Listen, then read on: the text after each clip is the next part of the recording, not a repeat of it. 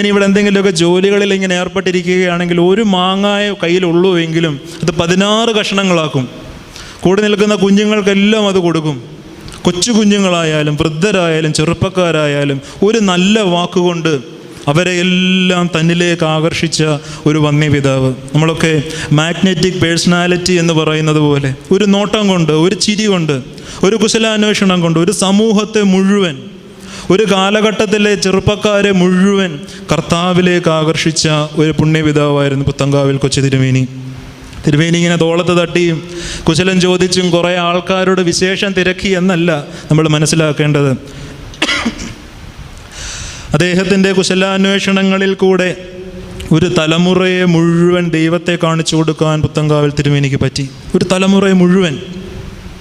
അന്നൊക്കെ ബഥേലിൽ വരുമ്പം ഇവിടെ വരുന്നതിൻ്റെ ഓർമ്മകളെപ്പറ്റി തലമുതിർന്നവർ പറയുന്നത്, ഈ അധികം